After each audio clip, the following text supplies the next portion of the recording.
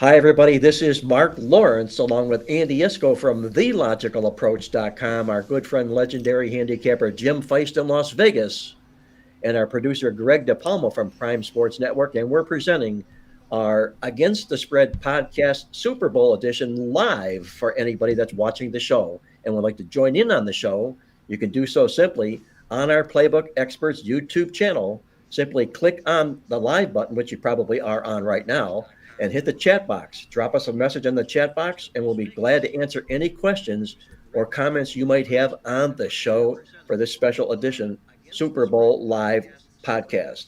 It's being brought to you by our friends at uwager.lv, where I want to remind you that every Friday night you get minus 105 juice. That's minus 105 juice on all your football and weekend plays with free same day payouts. Check it out at uwager.lv or call them toll free at 1-800-UWAGER. And with that, let me welcome into the show Andy Iskoe, Jim Feist. Andy Iskoe is also the publisher of the Logical Approach Football Newsletter. And guys, I want to tell you something. We're going to hit a lot on the Logical Approach Football Newsletter this week because it is outstanding. It's War and Peace in football version is what it actually is.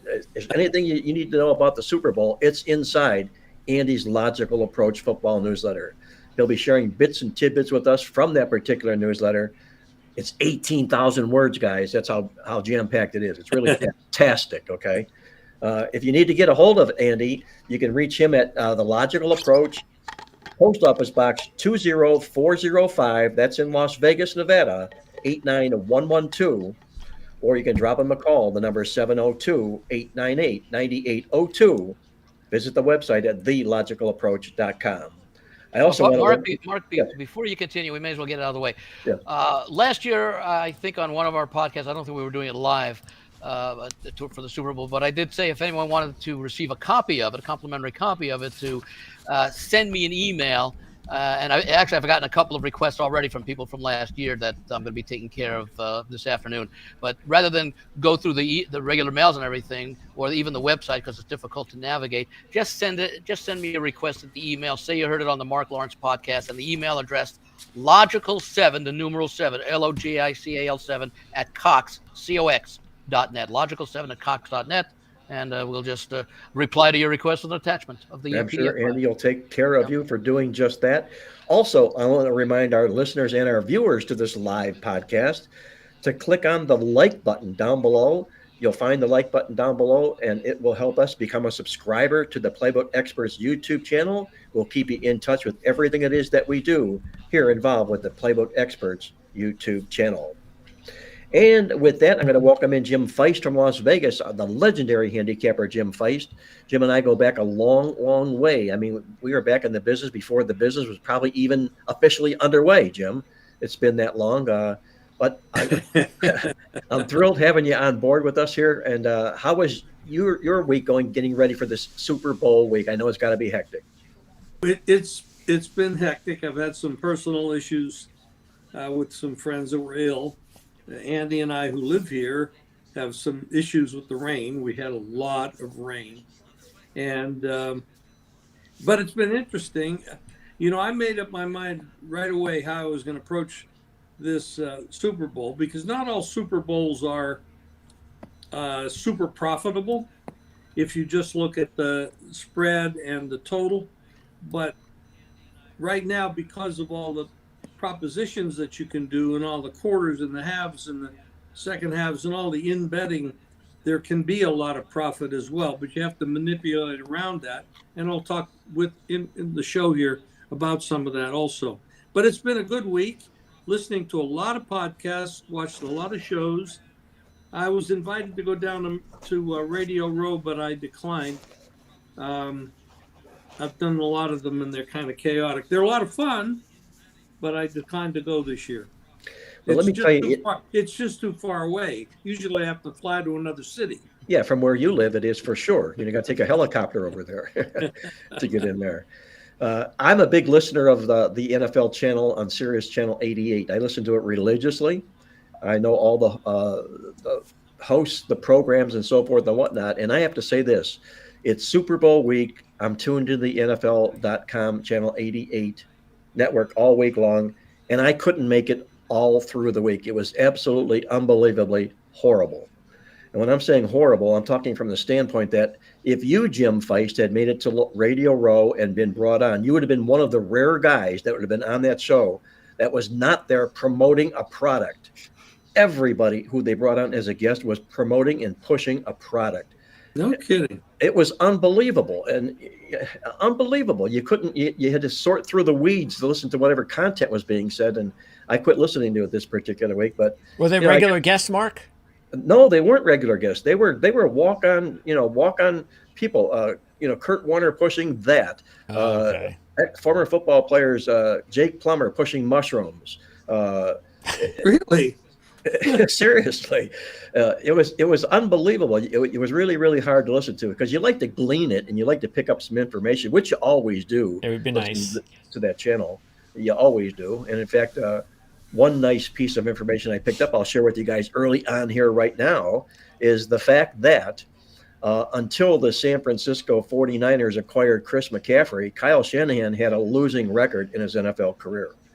That's what he's meant to this football program. Now, I don't know if that means that Shanahan became a better coach or Kyle Shanahan made him a better coach, but it's just stuff like that you pick up listening to Channel 88 on Sirius Radio. So I'm glad you didn't make it there, Jim. Whatever you would have had to say, people wouldn't have believed it because you weren't selling something, if you know what I'm saying. Well, the problem is I'd have had to pick up a product to sell on the way. Well, you're going to talk about all the beautiful things that your beautiful wife does, but that's another story for another day, okay? By the way, this is not to slight Kyle Shanahan, who I think is certainly a brilliant offensive mind, but I would think that almost any coach who gets Christian McCaffrey on his team becomes a better coach simply for having him there. I agree 100%, Andy. I don't know if they go from a loser to a winner, but that's just the case it happens to be. Greatly. Yeah, with San Francisco. I think we learned, Mark, too, with the Belichick-Brady partnership that it's just not so black and white sometimes where and maybe it is maybe it's too black and white actually where you can have a great coach, but if you don't have the players, you can't win. And then if you have great players, but you don't have really a great head coach, you can't win big games. But if you have the combination, well, that's the ticket. And it's very rare that you get the combination. You get an Andy Reid and Patrick Mahomes combination. And Andy Reid, everybody knows Andy Reid is a fine coach. He's a very good offensive coordinator. That's what he does. But nobody is going to remember Andy Reid as some genius head coach. They're just not. He just was very good at what he did and had a perfect timing situation in his coaching career where he was able to be smart enough to draft Patrick Mahomes and develop him into one of the greatest quarterbacks that we've ever seen. And there's a lot to say about that. But again, that's an important part to bring up because I think too many people want to, is Belichick better than Brady? Is Brady better? It's not. I think it's apples and oranges. That's why you always have the argument or the debate about who should win Coach of the Year. Sometimes the coach with the best talent does what he's expected to do with that talent and gets a lot of votes for that. On the other hand, you take someone like DeMeco Ryans, first head coaching job, rookie quarterback, gets his team not only into the playoffs but winning a playoff game.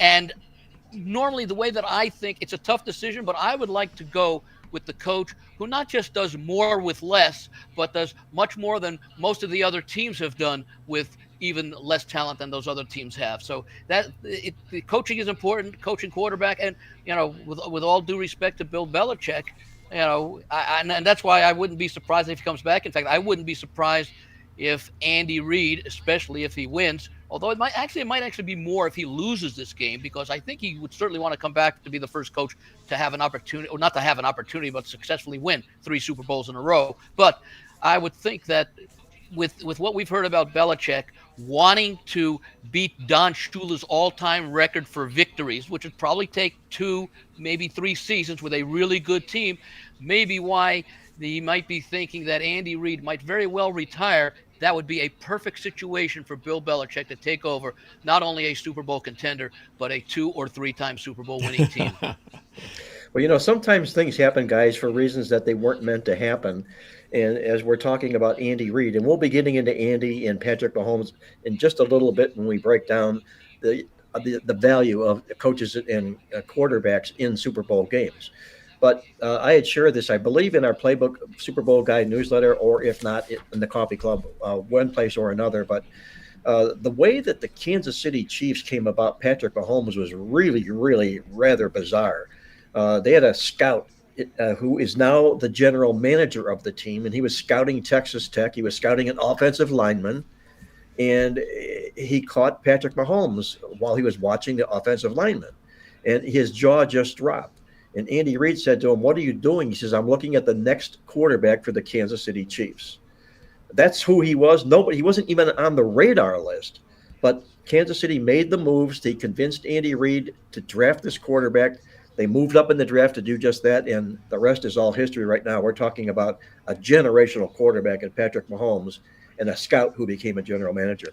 And it's interesting that that you could make the comparison, not just for Andy Reid and Patrick Mahomes, but just taking a look at Tom Brady and draw the comparisons with Brock Purdy, considering how late in the draft that Brady was drafted.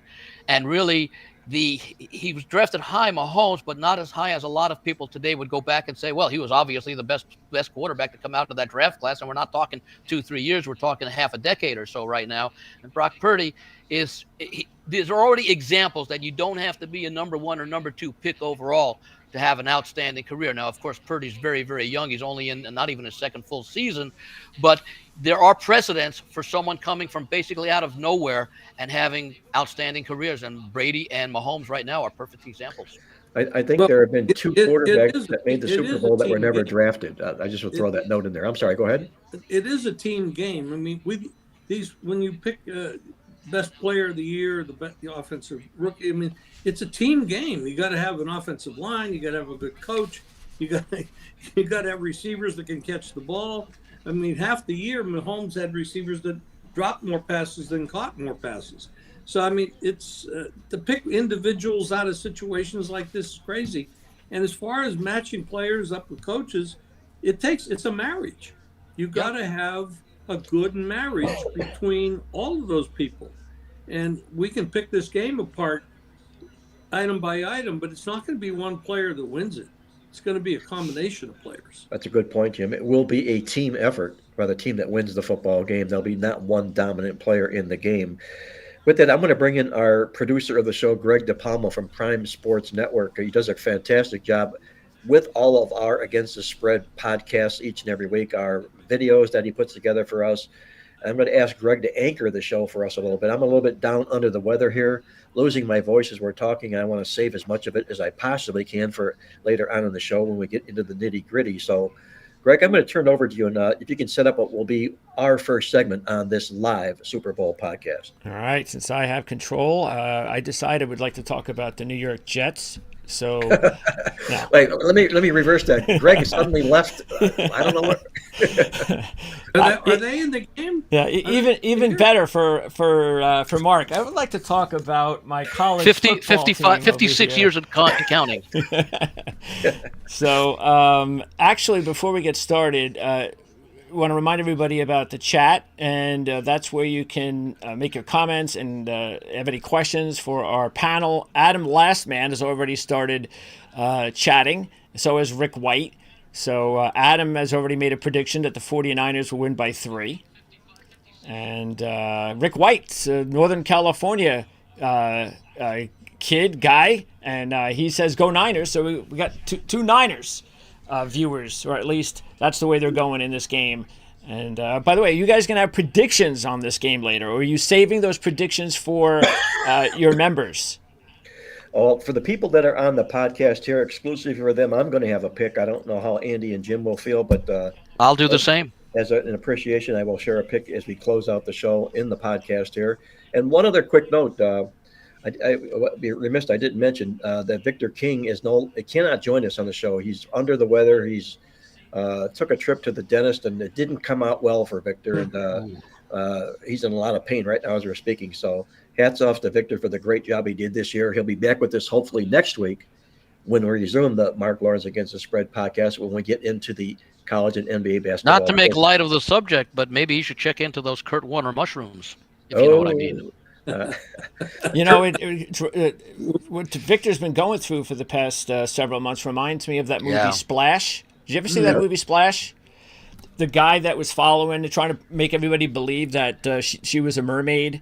And by the end of the movie, he had crutches, and he had all sorts of things going on with his body because he had been beaten up and everything. And he goes, "What a week I'm having." Well, that's like Victor. He's like, "Man, what a year I'm having." So it's been really rough for Victor. And just like you were saying before off the air, Jim, we've talked about this before. The older you get, the more tragedy and unfortunate things happen where, you get old and people pass away. And it's... you always think about what's going to happen to you when you get old. But a lot of times it's about your friends and relatives. And you don't think about that, but then it surrounds you. It's just the 2 people this week. It's unbelievable. Yep. Okay, so Lamar Sims just chimed in. Niners will win. Bet on it. So that's 3 Niners already in the chat. We have 3 chat members and 3 already on the Niners. So let's talk about the dudes. I'm guessing all the Chief fans are listening to Taylor Swift music. Yeah, you would hope so. Good vibes.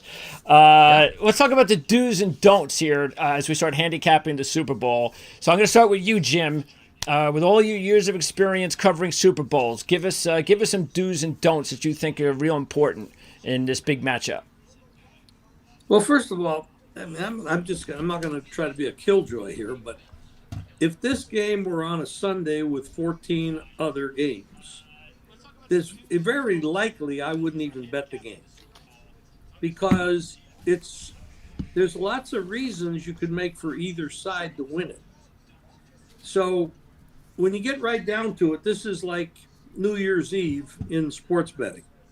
So everybody gets involved in it. It's exciting. I personally, in some Super Bowls, I like watching the commercials more than the game, because especially in the early years when there were all blowouts. You remember those days? Yeah. Oh, yeah. Now, recently, we've got some good matchups, and this should be a very good matchup. But picking the game, there's a few keys that I'm going to talk about why I picked the side, and I will give it out. Matter of fact, I did a video the other day standing out in the rain. I think you got it, Greg, and you might have posted it already. I actually did give out the side that I bet, and I'll do it again here on the show. But there are things that I have to, when you go down, there's a lot of data. Now, you can take data from the first 6 or 8 games of the year, and everything's going to look San Francisco all the way. They were hot, blowing everybody out, and then they ran into a game with Baltimore with Trent Williams out.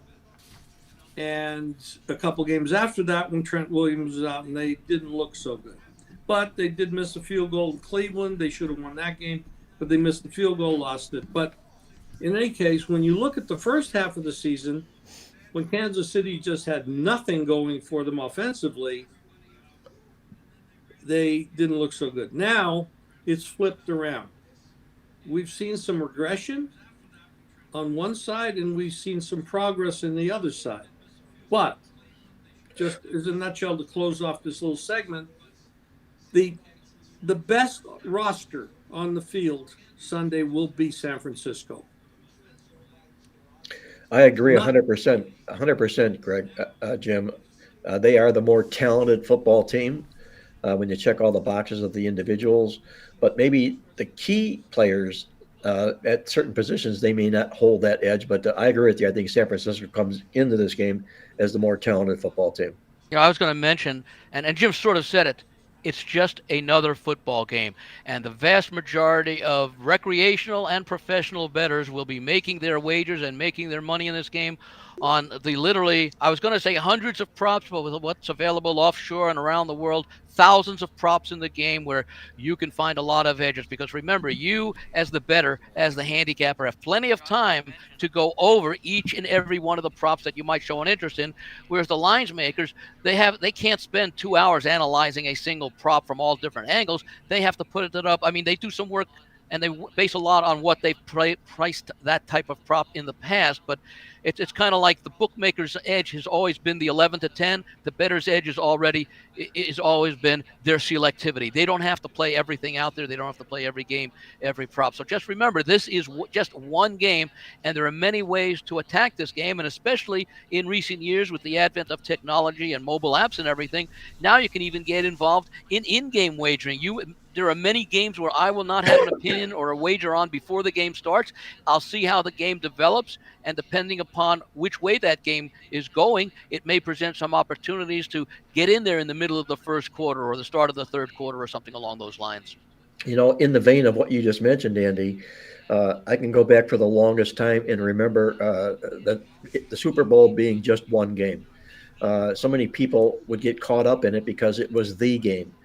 People who didn't make a bet all year long or didn't even know how to make a bet all year long would jump into the water come Super Bowl game. I don't think it's that way quite today because of the advent of the legal sports books. There's a lot more people that are betting football games here today. So it's not that one isolated game to that minimal amount of crowd. So there's some people that maybe have some savvy or some experience from sports betting here. But again, I go right back to harken to what Jim said. I think it was a great point. If this game were a regular season game, how would you be playing the game? You don't want to play it any more than you would if it were a regular season football game. You're always first and foremost looking for value in a football game. If you don't find the value, you have to step back past the game. There's always another game coming up next, although we're at the end of the season right now. So you're better off passing it if you don't really feel in your heart you have value in the football game.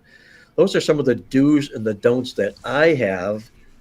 Greg, I'm going to throw that question back at you before I turn it back to Andy. As far as my do's and don'ts for the Super Bowl? Yes. As far as we can kind of go into, well, I will say this, and that is that, and we talk about this when we're handicapping games all season long, being consistent. And this is something that is interesting because if you just look at, like you guys were saying, this is one game. So if you look at it as one game as opposed to a long season that goes into the playoffs, and you handicap the season the same way and the playoffs the same way, well, that's what I would continue to do, is to handicap the Super Bowl the same way. I wouldn't all of a sudden look at this game and say, well, all right, now I'm going to just look at it completely different. I'm going to take a completely different point of view, and I'm going to pick this game just based on whoever. Because I think what happens, and correct me if I'm wrong, guys, but I think what happens in these Super Bowls more than any other game during the season, especially when it doesn't involve your own teams maybe, is that you tend to side a little bit more with your heart. And because I think it's really hard for the average bettor that is not doing it for a living to bet on a team that they don't want to see win the Super Bowl. So I don't know what you guys think about that, but I think that's something that I could see easily happening. And I was looking over the playoff handicapping, the best handicapping advice that I got out of this little old Playbook magazine that you've seen there all season long on the screen. And I was going through some of these, and I was like, well, look, I mean, it's basically all here. This was in the newsletter. Awesome angle. NFL playoff guide. Play on any NFL home dog in a wild card round if they play with same season revenge. 2-0. Tampa Bay at Houston. Both won their games. Miami was just 1-5 straight up and against the spread versus playoff teams, with only one win against Dallas, who was 0-4 straight up and against the spread versus playoff teams on the road. Green Bay 4-0 straight up and against the spread, their last four versus Dallas, including one playoff game. I can go on and on, but the most important one I want to get to are the two trends in this game. Patrick Mahomes is now 10-4 straight up, 13-1 against the spread as a dog, including the Super Bowl last year and including the last 2 weeks. And Kansas City has now covered 12 straight as a road dog of 3 or more. Now, they're not in that spot, of course, yet at this point. While San Francisco ended their season at 0-7 against the spread in their last 7 as a home favorite, 0-2 the last 2 postseason games. So That would be my do or don't, would be the fact that stick with your trends. The trends go all the way through. Don't just make the Super Bowl look like a standalone game and act differently. And a lot of times that also happens because you got 2 weeks to think about it. Very good. Andy, I'm going to throw this to you, but we're going to refer to, as we are going to commonly on the show here today, to your wonderful Logical Approach newsletter. And you had a segment in there called How These Teams Got Here. Can you elaborate just a little bit on that, on how these teams arrived at Super Bowl 58? I will actually try to read it as though I'm not reading it, because it sounds a lot better that way. But it's really, when you take a look at it, first of all, to sort of set it up, either of these teams can win.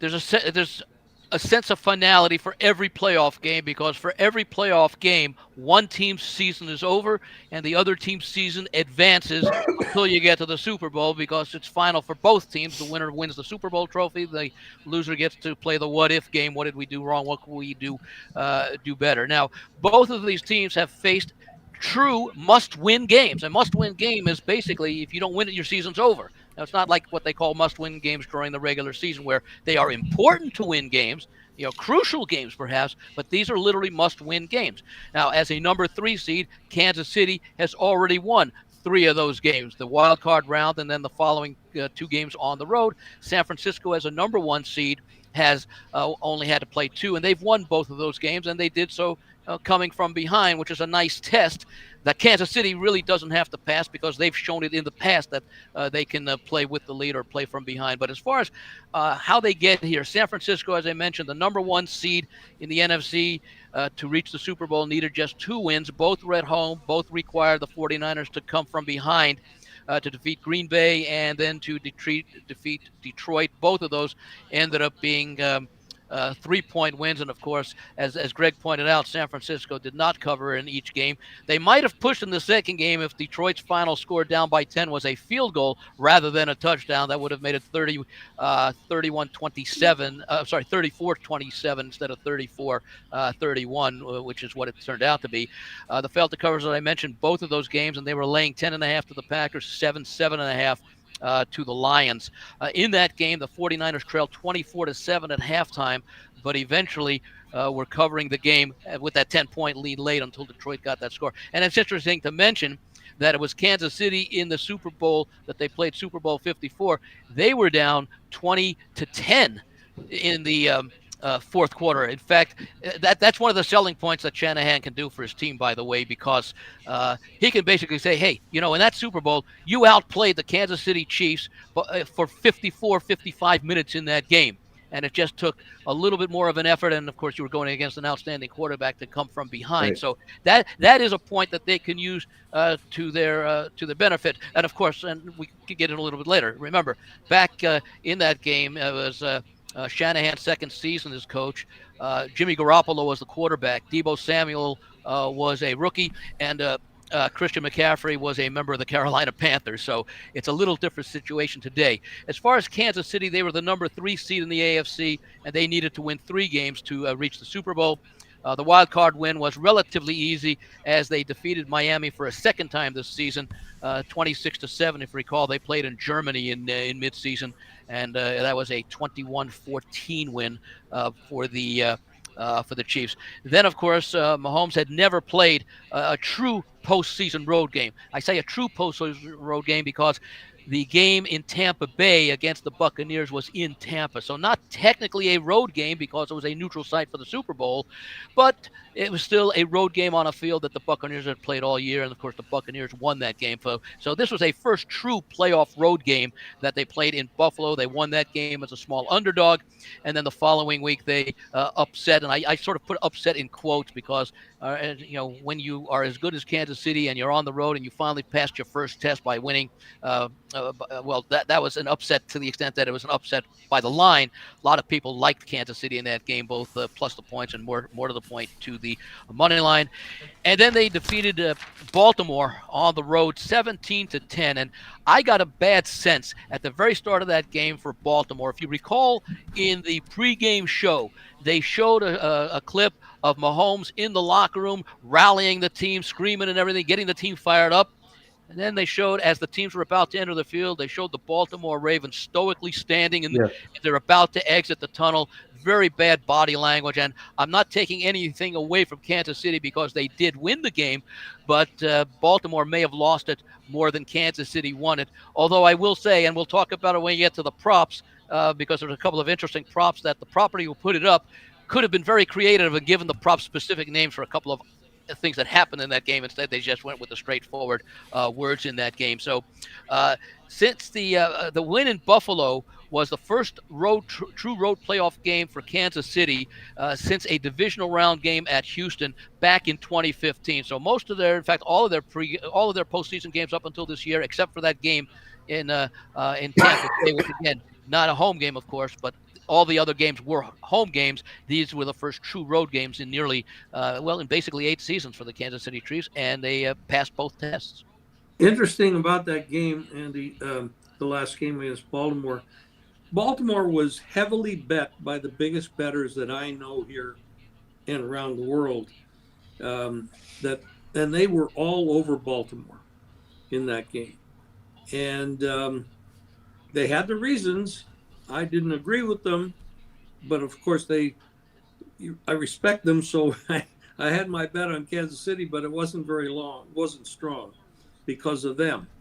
Because you have to respect winning players, especially when they back it up with $300,000 to $1 million bets.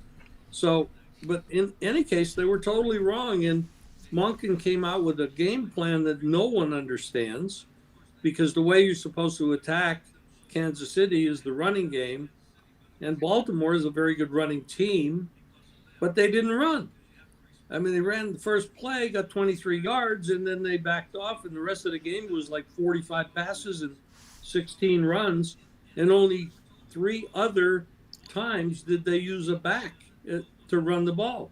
I don't know what they were doing, but Kansas City's defense has been superb.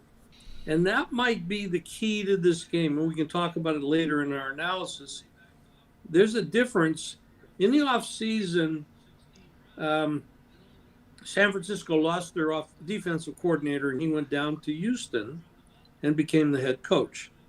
His name is DeMeco Ryans. DeMeco Ryans, but Wilkes is now the San Francisco defensive coordinator. Well, Spagnuolo is and has been for a while the defensive coordinator for San Francisco. And their defense has been playing lights out. And that could be, I mean, I'm going to go into, I guess I should go into this. I'll just do it. If you were going to make a bet, let's play a game. If you were going to make, who's going to make a mistake between Mahomes and Purdy? Probably most people would say the mistake will come from Purdy. He's a second-year quarterback, never been in the Super Bowl. And I'm just going to answer my own question as I think most people would answer it. Who's going to make a mistake? Kyle Shanahan or Andy Reid? We have a history on that one. Yeah, I know, and it's pretty strong. Guys lost 2 fourth-quarter leads with Super Bowls, different teams, different coordinator and head coach. And Andy has won tons of things and been with not only one quarterback, but several. And 6 straight AFC Championship game appearances. That's in right. that time. That's winning right. 4 times. And then who's going to make a mistake? Now that's what everybody wants to know, Jim, because turnovers are going to be vital. Go ahead. I'm sorry. Well, I'm going to go to the next thing: is Spagnuolo or Wilkes? I think you get all of the numbers behind Spags in something like that for sure. I'll mention something that I wrote in the newsletter. Go back to the Super Bowl between the unbeaten Patriots and the New York Giants. Okay, Spagnuolo was in his first year, I believe, as defensive coordinator of the Giants. They played in the final game, Week 17 of the 16-game schedule at that time of the season. Patriots won 38-35. That was the year, by the way, when the Patriots set 589 total points scored, which at the time was a record. It was beaten a few years later by the Denver Broncos with Peyton Manning. And their scoring differential that year for the Patriots, plus 315 points, still is the record for scoring for and against in a single season. So the Patriots got to 16-0 because they managed to hold off the Giants 38-35. They met about a month later. We all know what happened, but Eli Manning, the David Tyree pass and all that, and he got the Super Bowl MVP. Giants didn't win that game because of the offense. They held that high-scoring New England Patriots team down to 14 points. That's how impressive the effort was from Steve Spagnuolo. Now, he was the defensive coordinator with the Chiefs in their first Super Bowl. I think it was his first season with Kansas City as the defensive coordinator. Of course, he had previously coached the Rams, etc. In that interim time. But he comes into he actually played a decent game with Kansas City because they shut down San Francisco mostly in the second half. But he wasn't familiar with a lot of the personnel. So I place a lot of emphasis on Spagnuolo having. In fact, I'll just mention right now, one of the concerns I have for San Francisco is, will they be able to protect Purdy? Because if I'm Spagnuolo and if I'm the Kansas City defense, guys like Chris Jones, they're going to be in the backfield all game. And it's going to be San Francisco's ability to be prepared, but not just be prepared, be able to execute an offense that takes advantage of the pressure that the Kansas City will try to apply. Hey guys, let me short circuit this. I think we hit that nail pretty well on the head about how they got here. And my final statement on that subject is real simple from the well-oiled machine. It's basically this, that teams who enter into the Super Bowl off a point spread loss in the championship game, this is going back to 1980, they're just 3-8 straight up and 2-8-1 against the spread. That's San Francisco wins and no covers. On the flip side, teams who go into the Super Bowl game off a straight up underdog win, they are 19-7-1 against the spread since 1980. So that's how they got here. These two football teams will draw a conclusion later on in the show.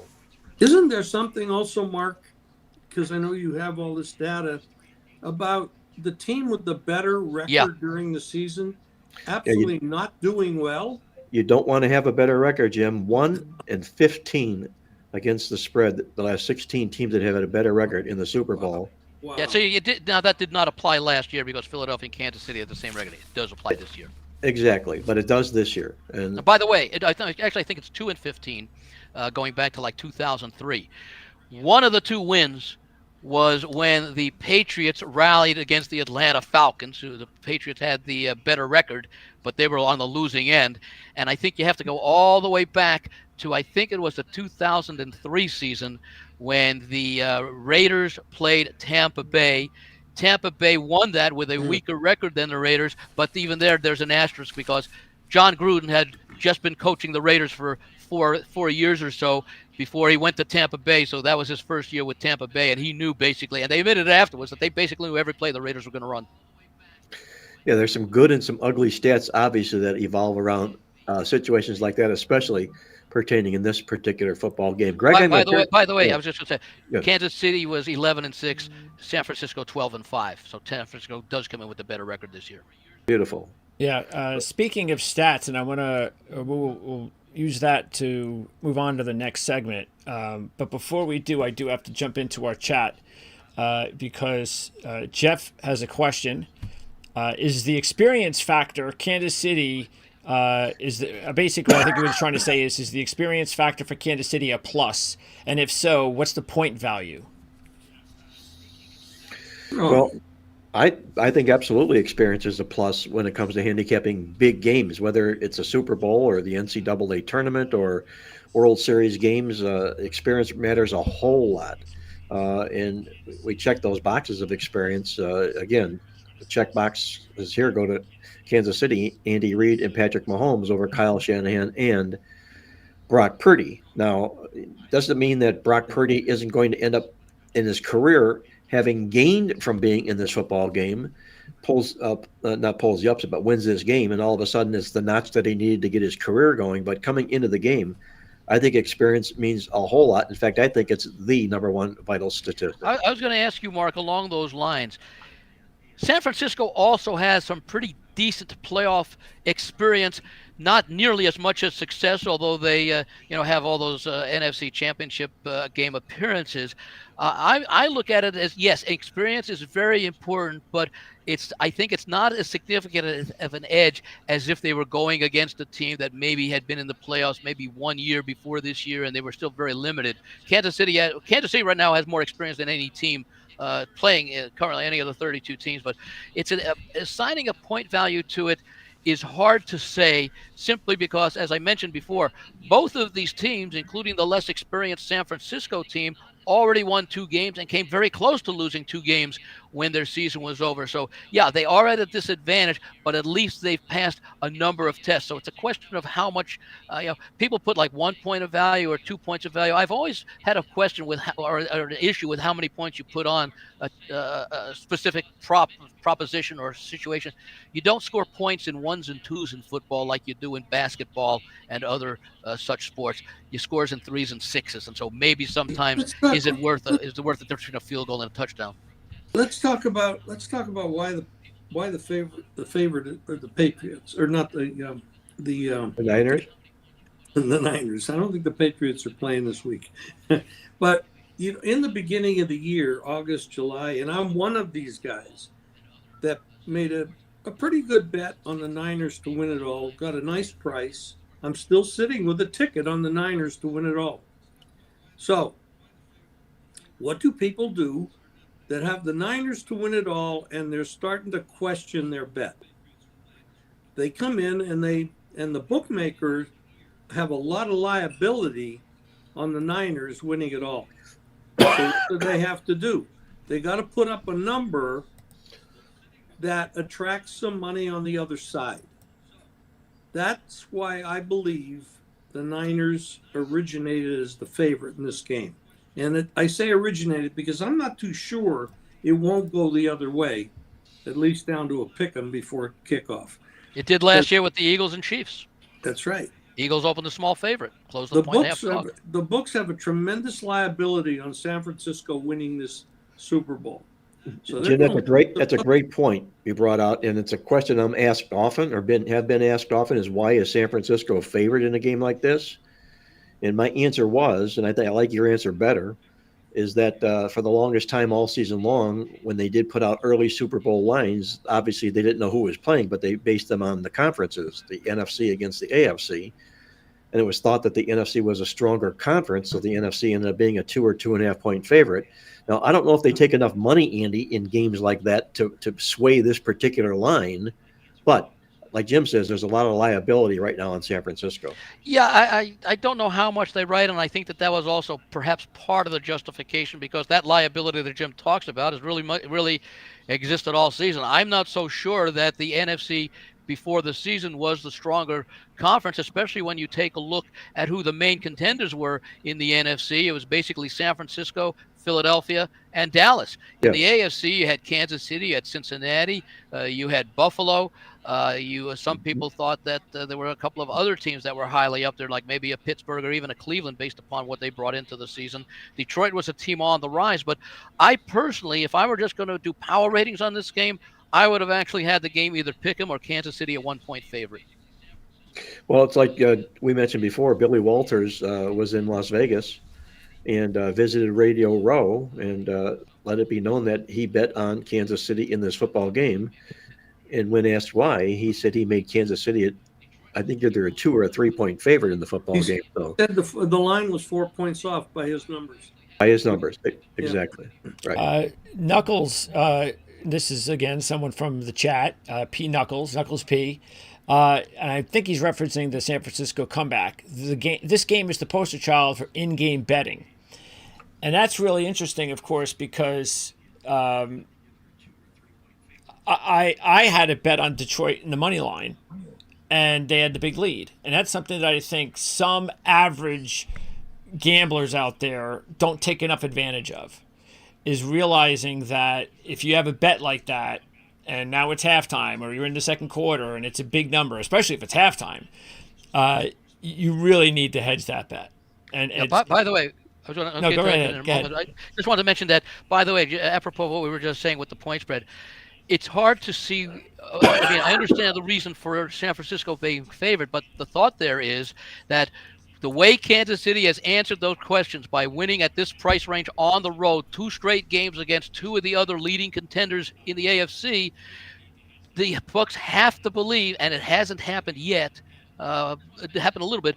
You would expect all the money to come in on Kansas City. What more does Patrick Mahomes have to prove? And by the way, that also does lead to San Francisco being able to look at this game as, even though the betting line says they're favorite, all the talk is on the Chiefs, so they can use it to their advantage. That they could basically take the underdog mentality coming into this game, even though they're slight favorite. Now, as to Greg's question about the in game, perfect example for approaching that.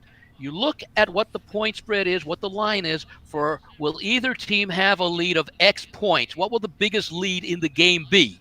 Okay, 14.5 is the number. So if that is indeed correct, that could indicate that there will be some swings in the game where, in theory, you might be able to get both teams as an underdog price.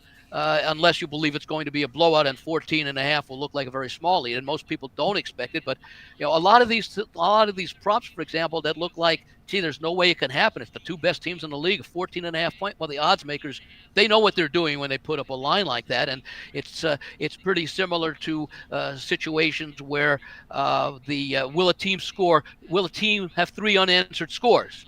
And it's easy to say, no, it's a Super Bowl. You're not going to have that kind of domination. Yet, number one, it happens much more often than it doesn't that a team scores 3 times in a row. And when you want to play that proposition, people, the general public, the occasional bettors will take the no, because that's the plus price, when in fact the price on the will there be, the answer for the yes there will be, is often priced at somewhere between 240 and 280 minus. Very good. Greg, I'm going to turn it back over to you. Let's move on to our next subject or topic that we got on hand for our listeners out there, if you will. All right. Let's talk about Super Bowl history. Super Bowl history. So you were talking before, Jim, about how we all went through those really bad years of blowouts. And then people started talking about, well, that's because you're giving them 2 weeks off. Remember that? Remember there was the 2-week off debate. There's too much time in between the Super Bowl, et cetera, et cetera. They were just trying to figure out, how do we make these games closer? And it's just the way that it is. Remember, the NFC used to be on the side of the team that used to dominate the AFC. It was just a 10-year deal. It was just going on and on and on. So let me ask you about Super Bowl history. How much do you take that into account, Jim, when you're handicapping the Super Bowl? Because they used to be blowouts? Well, no, just generally speaking. Super Bowl history, the history of the game, when you've looked at the last couple of years, the last 5 years, the last 10 years, do you take into account, or what do you take into account, if anything, regarding Super Bowl history? Factor, right. Well, I think that, you could use a lot of statistics. DVOA, I mean, there's how many yards you gain per average per rush, your average gain per pass, your completion ratio, touchdown to the interception, stuff like that. But in a game like this, especially with a very inexperienced quarterback on one side, I don't know what the hell we're going to get from him. And believe me, when I say this, I like Brock Purdy. I think he's going to be excellent. He's a good thinker. He's very accurate with he's not a big arm, but he's accurate. He's got some good legs. He gains some yards on the ground. I think he's got a great future. I think he's very fortunate that he landed in a spot with an offensive coordinator and a lot of great talent, which is why he's taken off so quickly. I think they messed up when they didn't draft him. Mr. Irrelevant should be the entire crew of people that didn't draft him, because he is not irrelevant at all. He has a lot of talent. But I think that's because of that. I don't know that I can look at statistics in a game this big and say, how do I apply that to a guy like him? I don't know what the hell he's going to do. I mean, if you'll go back to the Baltimore game, when Baltimore went out there to play them, and right now, and at that point, San Francisco was at top of the world, but we didn't realize, I don't think enough of us realized, the loss of Trent Williams and how much that would mean, and it was big. But he got hassled, and he did not do well when he was rushed and pressured. He's going to get rushed and pressured. And what's he going to do with that? What's Kyle going to do to protect him? I don't know. So what I do and what I have done, and I mentioned it before, I went back to the experience level. I like Mahomes in this spot. I like Andy Reid in this spot. I like Spagnuolo in this spot. I like Kelsey in this spot, but I don't give him a real edge. I think that's kind of equal. But in that situation, I had to go to something to really kind of break the tie. And I can't just go in there and say Purdy's going to be crap in this game because it's too big of a game and it's his first time at this stage. I can't say that because I don't know. But I do know that Mahomes is going to come in ready to play.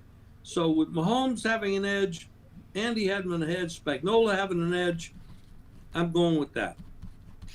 Well, I would say that if I were back in the presidential election days when they broke the news that Dewey won the election and he didn't, just reading between the lines of what Jim just said, I think I would know what I would send out there as far as the side Jim Feist likes in the game. But we'll find that out officially just a little bit more in the show. By the way, I was just going to mention as far as what Jim was saying, and that is, and I'll mention it, I would give Kelsey the edge over Kittle only because of the quarterback who's throwing to him and has done so for so many years. But as far as Kittle versus Kelsey as pure tight ends, I think they're both outstanding. And as far as Super Bowl history goes, it's nice to put in newsletters and make for topics of conversation for the media and things like that. But I think the two most important things that we talked about, and Mark, you brought them up, history suggests that underdogs, certainly over the past decade and a half or so, have done exceptionally well, as has the team that comes in with the weaker record, because often the weaker record is not that much, but it's still a good enough record to have made the playoffs and win the 2 or 3 games needed. So I think the history lesson is, don't blindly play favorites as a lot of people blindly do during the regular season or recreation. Well, the 49ers are better, they should win. If you like the 49ers, and there are many reasons to like it, don't bet it because, or Kansas City, because they're the underdog, just because that's what's happened in the past. But also give respect to the fact that underdogs have had incredible success going back a decade and a half. Let's play another little game here, because I just kind of made Purdy the issue, or the biggest issue, of why I slid away from them, although I feel other edges also lean to Kansas City. If we took Purdy off of this team and put Stafford on this team from the Rams, now I would have to say we got a problem because he is really good. He's going to be in the Hall of Fame. He's, at least on any given day, he's an equal to Mahomes. And now I'd really have to say I'm probably going to switch from what I think might be a defensive game, and there might be some more points. And I'd probably switch from having any side bet, and I'd probably go to the over because of that. Because I think with his capability and experience and being a Super Bowl winner, we're going to see a different kind of game plan. Well, let me say this, guys, as far as the history is concerned with the Super Bowl, I look at it a little bit differently, and I don't look at it from the standpoint of just pure history being history. I look at it from the standpoint of looking at it from statistical or situational portions of history in Super Bowl games. Things such as, what do favorites of so-and-so do in Super Bowl games? What do number 1 seeds do in Super Bowl games? A situation like that. What does the straight up winner of a Super Bowl game do? Situations like that. Teams who fail to score 20 points. They're 2-25 straight up. Things like that. To me, that's history. That's handicapping situational history in a Super Bowl game. And there are some points to be made here. I mentioned about Super Bowl favorites of 5 or fewer points. When they had played with a week of rest, bye week to begin the season, they've really struggled. They're only 4-14 to the spread. So to me, that's history. That's situational history. That's my approach to it. Greg, I don't know about you and how you look at it. Actually, I was taking one out of Andy's newsletter, and this one really reminded me what we talked about before the season began, that the AFC was just clearly a more deeper conference than the NFC. Matter of fact, it was getting so ridiculous. Sean Payton decides, well, where am I going? I'm going to go to an AFC team. It's like everybody's going to an AFC team. It's getting ridiculous. The AFC is stocked. Aaron Rodgers, where's he going? He's going to an AFC team. Everybody going to the AFC. And so it should have been no surprise that, as Andy pointed out in the newsletter, that the AFC 46-34 versus the NFC this year. That's a 57.5% winning percentage. That's the best since 2009. And I just think that back then we thought before the season began, the AFC, even though they were deeper, and yes, San Francisco and Philly was in the NFC, that the AFC should have an advantage come whoever was going to represent them in the Super Bowl. And I think that's another historical edge that makes a lot of sense to me. By the way, Excellent. along those lines, Excellent. it's not always the best indicator, but it's a reasonable indicator as to how the lines maker looks at things. They've just come out within the last couple of weeks, the Super Bowl odds for next season, the 2024 season. Take a look. I haven't done it yet, or I'd share it with you, but take a look at what the distribution of the shorter odd teams are. Are there more AFC or NFC teams priced, for example, at 40-1 or 30-1 or less? That'll give you an idea of the lines maker's assessment of the strength between the conferences, at least heading into the offseason, which may be about 60 to 70% of how the teams will look heading into the regular season of 2024. Excellent point, Andy.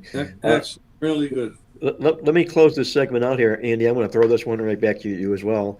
And I know in your awesome newsletter this week, you mentioned about third time a charm becomes a charm. It's a saying that's often said, the third time becomes a charm. I got to ask you, for which team? I know you hit on that in your Super Bowl newsletter. Expound on that, if you would, a little bit. Yeah, in fact, I had I sort of put a little caption at the start of each newsletter, sort of just something topical or whatever. And so I said, the headline in this newsletter is third time is the charm, but for which team?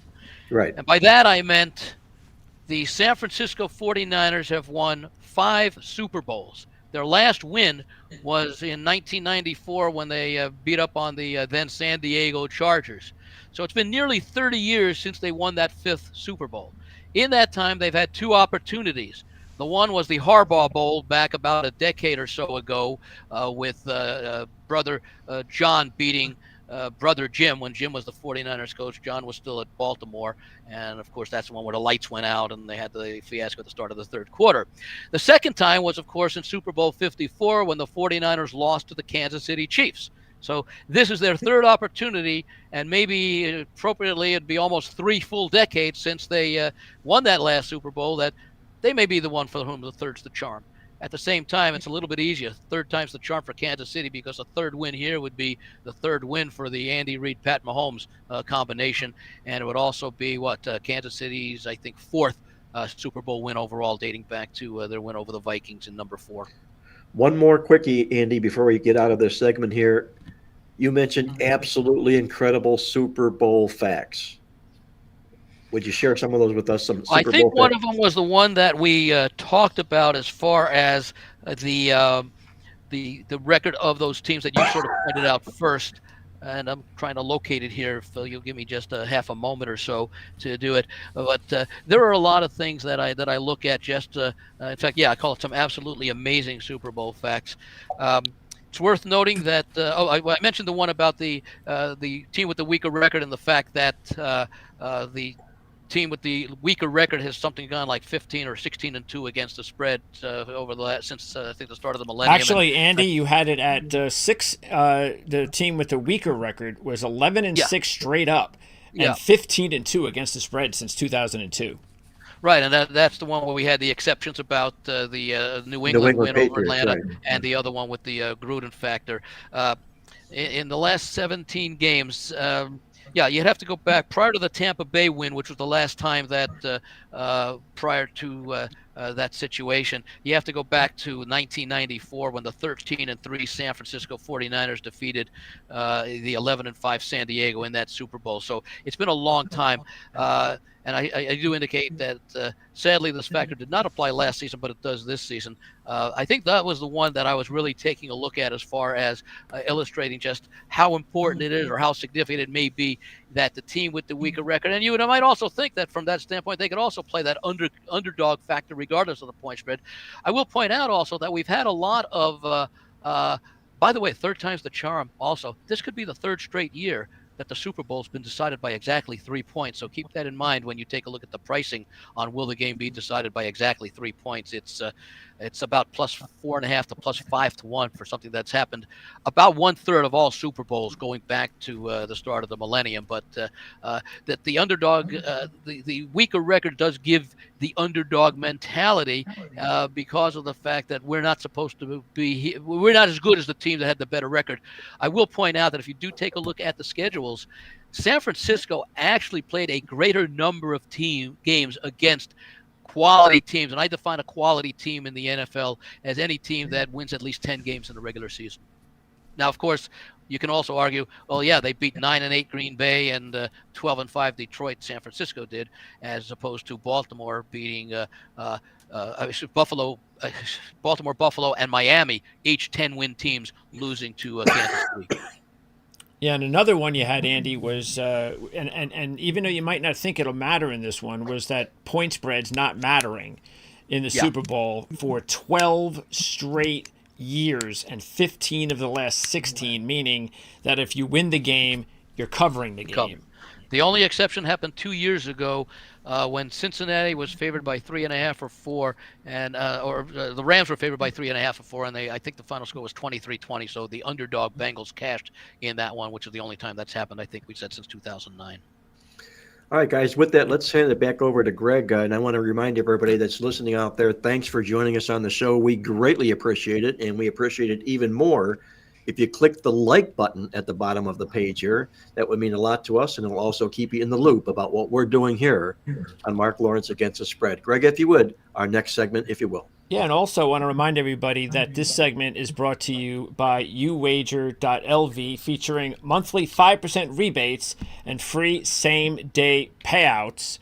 So you can check that out at 1-800-UWAGER. Again, 1-800-UWAGER. You can see that right there on the screen, and you could also see that little segment there that we've already named coaches and quarterbacks that we're going to get to here in just a second. I wanted, though, just to remind everybody as well, not only to hit the like button, but also the subscribe button. So I think we are close to 600 subscribers now. Hopefully we will get to 1,000 before next season. Because keep in mind, because you can't do it yet, but once we're at 1,000 subscribers, then anybody who wants to donate to the channel, things of that nature, we got things like chats and super chats and all that kind of cool stuff. You'll be able to do that. So if you have a really cool topic or a comment, you'll be able to use those super stickers and all sorts of cool, funny, creative names that YouTube's come up with to get your comment or your question highlighted in our chats. So, hey, Greg, I would have liked to have said that once we hit 1,000 subscribers, that all the subscribers would be welcome to a party in Jim Feist's backyard. How about, let's do that, right? But it'd have to be in Vegas. All 1,000, yeah. Okay, so let's now talk about experience and intangibles with Andy first, because again, I want to talk about coaches and quarterbacks, but let's talk about that, Andy. Talk about, because I think that obviously the two are connected, and should be connected. So talk about that. Yeah, we've sort of alluded to this really throughout part of the first hour that we've done as various topics came up, but it almost goes along with, I'll go with one of my long-held beliefs that handicapping betting is both an art and a science. The science being the numbers, the statistics, the art, the intangible situations such as coaching advantages, such as experience, etc. And whereas in the regular season, and you pointed out, Greg, as far as what a lot of people do, they'll look at the statistics, analyze the statistics. For the most part, they play, 272 regular season games, and the vast majority of those games are just one game on the schedule. Yeah, there are certain factors that apply, but statistics are a little bit more, I won't say more valid, but more appropriate to use. When you get to the playoffs, then the intangibles, the art of the handicapping, I think becomes a lot more important, of which we talked about with I know Jim and Mark mentioned about the experience of the coaches, the quarterbacks, the recency as far as how these teams have performed at various stages of the season. What do you do? In fact, I'll talk about it. I know we're going to get to props at some point, but I talk about even examining game by game. Where did teams play their best? One thing I look at each week during the season, especially late in the year, is I break the season down into quarters: games 1 through 4, 5 through 8, 9 through 12, and now 13 through 17. It used to be 13 through 16, and I get a pretty good idea of how these teams have played over the course of the season. Have they gotten better? Have they gotten worse? I'll point one out that is a concern for Kansas City. Kansas City has had an issue with turnovers, giving the ball away. If you break down the season into those 4 quarters of 3 of 4 games and 1 of 5, Kansas City has had a negative turnover margin or negative turnover differential in each of those 4 quarters. So it's been a season-long concern for Kansas City's inability to prevent turnovers. At the same time, and this is more of a season-long thing, Kansas City ranks very low as far as near the bottom as far as turnovers lost, but they also rank low defensively in number of turnovers recovered. It's sometimes it's like the bottom third of the league as far as the number of turnovers that the defense has been able to force or recover. Now, do keep in mind, and this, again, you have to take this in context, is the differential between the best team and the worst team is not like the differential between average rushing yards from the best team to the worst team, which could be 50, 60 yards difference. The average in turnover margin from the best team to the worst might be the difference between plus 12 and minus 12 or something like that. But still, Kansas City has that double concern of an offense that has tended to turn the ball over consistently through the season and has not been able to force turnovers throughout the season as well, at least not to the same extent that San Francisco has excelled in both of those areas. So that, to me, for example, is something that we talked about experience and intangibles. That's one of those things that I would put a little more emphasis on as far as the overall capabilities of these teams, and it would be a concern. You don't have very many concerns for really either team. That one might be significant. In fact, I would say from an experience standpoint, Kansas City has a big edge. From a fundamental standpoint, they are at a disadvantage. At the same time, they have an advantage in the edge of quarterbacks. Are they going to be able, as I mentioned earlier, put the pressure on Brock Purdy and cause him to make the mistakes? And when you do that kind of analysis, you find out that the edge in experience is only a certain point. It may work more to the detriment of the inexperienced team in the first half. They may be slow starters. It may give you an idea that San Francisco, with the less experience, largely due to Purdy, because the other guys are great, it may be a more conservative game plan for San Francisco, not wanting to make that first mistake. And if I'm Shanahan, maybe I take advantage of that maybe I try to go for a big play on the opening play of the game if they happen to have the first possession. You've got to do what the opposition doesn't expect. Andy Reid, Pat Mahomes have much more experience in that area, and that's a lot of reasons for why a lot of folks do support Kansas City on that factor. But again, and it goes to one thing you talked about earlier, Greg, it does present opportunities throughout the game to take advantage of in-play wagering, and it also suggests that this game could come down to the fourth quarter, as I talked about earlier. The first Super Bowl meeting came down to the fourth quarter. And one of the props is, will either team or will both teams at some point in the fourth quarter have a lead? Well, it was true in that Super Bowl. Might very well be true in this one, even though it does look one-sided early in the game. What about quarterbacks? Go ahead, Jim. What about quarterbacks, coaches? I know you've already talked about this, the experience factor. Yes. We could go one step along the experience factor to the kid. We haven't talked about this at all. And since we're talking about the possibility of a very close game in the fourth quarter coming down to a play, there's a thing called field goal kicking. And I really think that San Francisco with Moody is a big underdog for accuracy. Yes, he has got Moody has a big leg, but he is not accurate. Makes some big misses too, Jim. Yes. And Butker has, knock on wood, I don't jinx him, but this guy's been excellent. And there's experiences again, right there. And he's an old bro, and the other kid's a kid. What about the difference between the coaches and the quarterbacks in this matchup, Jim? Heavy advantage to Kansas City? Very heavy. Very. I agree. I just do not believe we know what Purdy's going to bring to this game. He has not looked, against Green Bay, didn't look good in the first part of the game. They got way behind. Definitely looked like they could have lost that game. Against Detroit, again, way behind, 17 down at the half. Who knew what, that was going to turn around the way it did? But, and then you have to question Dan Campbell's coaching. The guy brought them that far into the playoffs with that type of coaching and those decisions that he made. But, maybe some of that was against some pretty bad teams that he got away with it. But when you're in the playoffs, you're not playing pretty bad teams. See, it's interesting on that one, because if he makes the other decision and it fails, people will then say, why didn't you do what you did all the time, going the way you did? Because it worked. Your team has confidence in it. So sometimes I think he got crucified a little bit too harshly, simply because what he chose to do didn't work where it had in the past. But, you mentioned earlier about some of the field goal issues. That is that you take advantage of that in some of the props as well. That Butker, probably second or third best kicker right now. You got to go with the Baltimore kicker right now, with how solid he's been over the years. But yeah, kicking is important. In fact, there's like one prop, and it may very well come down to San Francisco being the team that wins this prop. There's one prop that says, will any punt be down, fair caught, or go out of bound at or within the opponent's 5-yard line?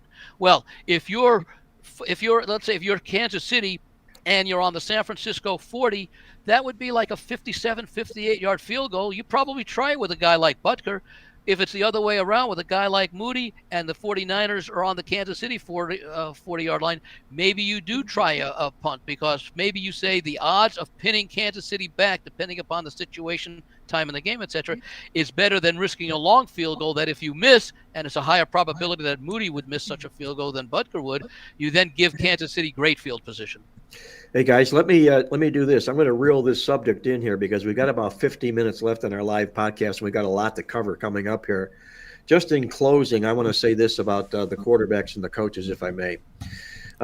If you take a look at Patrick Mahomes and his body of work, he's won 6 straight games against Lamar Jackson, Josh Allen, Tua Tagovailoa, Jalen Hurts, Joe Burrow, and Trevor Lawrence. That's a pretty nice murderer's row that he's taken care of. You also take a look at him, his last 4 playoff games. He's not turned the ball over or been sacked in any of those 4 football games. Those are big check marks, I think, for him as opposed to Brock Purdy. On the coaching side, one little neat Andy Reid stat, if you like stats. There's a lot of people out there that like this kind of stuff, I being one of them. Andy Reid, when his teams have won and covered each of their previous 2 games and he dresses up as an underdog, he is 21-3-1 against the spread in this particular role. Oh, wow. By the way, is that just with Kansas City, or does it go back to Philadelphia? That's his career with Philadelphia, too, as well. Yes. Okay. By the way, does somebody have their cell phone on that has the broadcast of our show in the background? Because I can hear it. No. I don't know. Yeah, I'm getting a little reverb. Yeah, one of us does. They probably have their cell phone on, and what happened is it picked up the show, and you're probably not even realizing it. So if you have your cell phone on, you might as well just move it away from the screen. Everybody should move away from the screen. It may be somebody in my office. I don't know. Okay, just letting somebody, if anybody out there in our studio, just to let you know. Our next segment is going to be offense versus defense and the importance of offense versus defense in the Super Bowl. I mean, I grew up, especially in the days of the Chicago Bears and Buddy Ryan and how defense wins championships. I know offenses have been, the rules, and everybody wants points. And look what the Super Bowls we've seen recently with all the points being scored, even just last year. But what about that? I'll start with you, Jim. What about still the importance of offense versus defense? Okay, just want to double check. Thanks a lot. Okay. Well, the rules have changed, and it's very difficult for a defense to control a game now because of the offensive changes by the committees and the powers to be. They wanted more scoring. They made defensive play very difficult. But in the playoffs, they're not calling a lot of those penalties that they call in the regular season. They're letting them play a little bit more. So that takes a little bit of it away and allows some of the defensive players to do a little bit more than they have done during the regular season. And I've seen that pretty much in all the playoff games. Offenses are, I give an offensive edge to Kansas City. I think they have better material and they have a better defensive head coach. That's one of the edges we talked about earlier. And, the regular season and the playoffs are officiated differently. And it's remarkable, actually. And they're letting the defensive people get away with a little bit more than they do in the regular season. By the way, speaking of refs, maybe that's due to having supposedly, quote unquote, better officiating crews in these playoff games. Well, speaking of refs, we do have some in the chat that have brought up the officiating and what it could do to impact the game. Rick White, why is the Super Bowl experience, or what is the Super Bowl experience of the refs? I think it should be what over why. They can make a big difference in the game. And Rick also says, that's what he says. He changes to what. And then Dave McKenna. Now, Dave, I'm assuming you're either my age or older to make this reference. Hopefully this game won't be so suspicious that it looks like a race from Freehold Raceway. So. By the way, that brings up a point that I think we've discussed before. With the NFL's endorsement and participation in legalized sports betting, I would think that the NFL should strongly consider, even though it slows things down, every play, including some of those very questionable pass interference calls that could be called very arguably on either the receiver or the defender, should be reviewable. And if you want to make it subject to the use of a challenge under the current system, that's fine. The alternative to that is you liberalize, for example, the offensive holding rules, the jostling rules, because the NFL, if they've always expressed a long-term concern, rightfully so, about the integrity of the game and making sure that everything's on the up and up, the officials, and everyone has known this, control basically what can happen in any game. You can always overcome a touchdown by throwing a late penalty flag or something like that. It is a concern. I did not do any research on the referees specifically, and I know people are out there, and it's probably on the internet somewhere, involved in this game, because there are some websites out there that do check and report on which officiating crews call a certain higher than normal percentage of offensive holding, defensive interference, etc. And that is something that could go into the handicap, especially when you're looking at what kind of penalties are called. You know, if you're looking at defensive pass interference, that might tend to prefer or lean you towards playing overs. If you're looking at it because it gives the offense extra yards from a play that otherwise didn't work. If you're looking at offensive line holdings or kickoff, punt return holding penalties, that might prefer a lower scoring game because you're taking away yards that have previously been gained. And is anybody in any way, shape, or form concerned about the officiating in general? I mean, if any team has gotten screwed by the officiating this year, it's been the Kansas City Chiefs. That's for sure. I think their fans are probably more nervous about this game with officiating than the Niners fans. So. Do we know who the officials are and what record they may have had? Do we know that yet?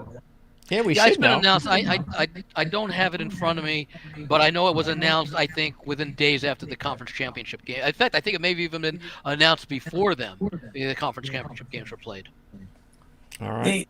The officiating has me as a bettor become a little bit more leery as to making larger bets than I had before, because it does change, and some of the, even when they review the plays, it's unbelievable some of the decisions they make.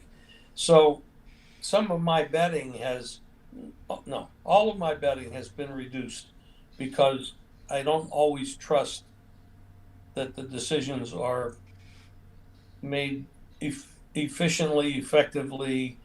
I don't question the honesty because I think they do a pretty good job policing the officials and what goes on in their lives and how much, but you never can rule it out. But a lot of people say, oh, fixed game, fixed game. I don't believe that. Can it happen? Of course. We've seen it before. Will we see it again? Of course we will. But widespread, no. I don't believe the only concern that I have, or the only thing I would like, consistency. If it's a pass interference play called in the first quarter, you call it the same way in the fourth quarter. I agree with that, Andy. Totally. All right, let's move on to our next segment, common denominators. So the importance of utilizing common denominators when it comes to handicapping the Super Bowl. Start with you, Mark. Well, we broke this down in the Playbook Super Bowl preview guide, and the common denominator shook out pretty even, surprisingly. I think they played 7 common opponent teams, and there was no big edge either straight up or against the spread. I think the biggest edge was San Francisco struggled 2-5 to the spread against those common opponents, whereas Kansas City, I believe, went 4-3. But Andy, I know you broke down in your fabulous newsletter your common opponents and strength of schedules. Can you hit on that, if you would? Yeah, the common opponents were Minnesota, Cincinnati, Jacksonville, Philadelphia, Baltimore, Green Bay, and Detroit. So they each played 7. San Francisco played more of those games they played 2 of them in the playoffs, Green Bay and Detroit. Kansas City, I think, had those 3 games that they played, or the games late in the year that San Francisco played also. They both played Baltimore, of course. Both teams were 4-3 in their 7 games against the common opponents. As you noted, San Francisco 2-5 against the spread.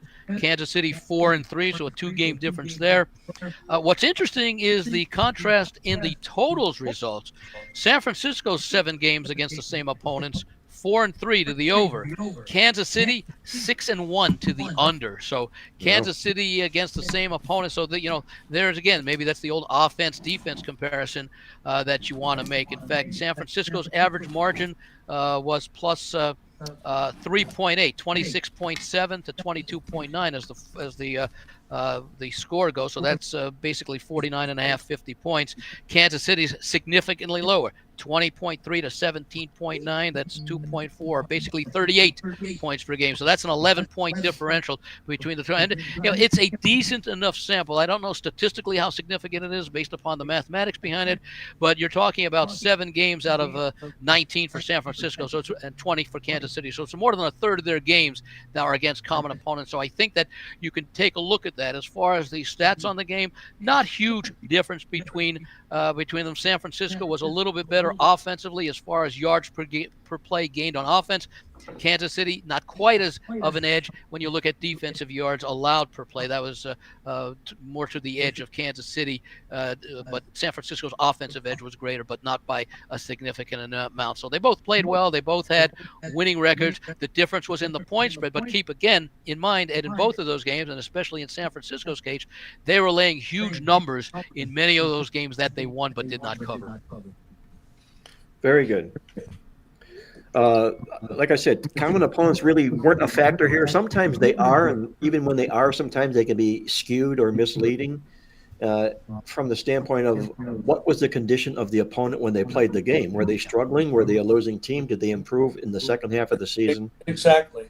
Yeah, so you have to take those with a grain of salt for sure. The other thing to offset that is that it probably applied to both teams at different times, and that's why looking at 7 common games is you probably got a variety of healthy teams, weak teams in each of those samples, as opposed to if they only had 3 common foes, where there's more likely that there could be a significant edge in the difference of competition at the time of those teams played. All right. One more in the chat before we move on to, I think this is going to be our final segment, and that is a question from Champ Ross, Fantasy Boxing Predictions League. Quick prop question for panel. Good segue. Yes. Combined net yards combined for both teams over under 726. So what do you think, guys? Again, combined net yards I combined will for both say teams? this. My inclination was initially to look under, especially when I take a look. Kansas City's defense this year is the best defense that Mahomes has ever had behind him to support him by far. And again, it just shows the difference. I said Spagnuolo was in his first year with Kansas City when they met in the first Super Bowl.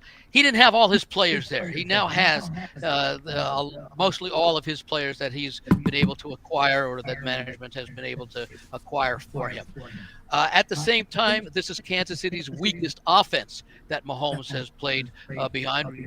Talked about it earlier about the number of drop passes, but just the offense as a whole has been weaker. In fact, last season, 2022, this is a weaker offense than then. Last season's offense produced 59 offensive touchdowns, rushing and passing. This year, that number was down to 37. So that explains why Kansas City's average points per game this year was between 6 and 7 points, I believe, less than it was last year. At the same time, this is a better San Francisco team that Kansas City saw in the first Super Bowl. Mentioned that Garoppolo was the quarterback, McCaffrey wasn't on the team, and Sammy was a rookie. By the way, this is not the first time these teams have met. They actually met in 2022 in midseason in San Francisco. San Francisco got out again to a 10-0 lead. Kansas City caught him right before half, took a 14-13 lead. This was in San Francisco, and Kansas City had to lead the rest of the way. It was 44-23. Interesting enough, it was McCaffrey's first game after the trade from Carolina. So they have met before, and at the same time, we saw Kansas City once again be able to contain San Francisco in the second half. And by the way, you go back to that Baltimore game in the championship game, Kansas City did what it did most of the season. They didn't, or not most of it. Well, they had a poor second half. They did not score after getting that 17-7 halftime lead. In fact, if you look at the performance of these teams' first half and second half, San Francisco was very consistent in what they produced offensively and even held teams defensively in the first half and the second half. Better in the first half than the second half. Kansas City was much better, slightly weaker than San Francisco in the first half. But when you look at what they did in the second half, they were pretty good defensively, but absolutely horrible offensively. In fact, they ranked, I think it was tied with the Jets for the fewest points scored in the second half of their games this year. Their under record in the second half and in the fourth quarter was the best under record in the league. Yeah. All right. I also want to remind everybody to check out uwager.lv, who is sponsoring this segment. Featuring 58% free play with 6-time rollover and no hold. That's 1-800-UWAGER. Again, 1-800-UWAGER. 58% free play with 6-time rollover and no hold. If nobody knows what that means, what does it mean, Mark? Jim, you know all about rollover. I do.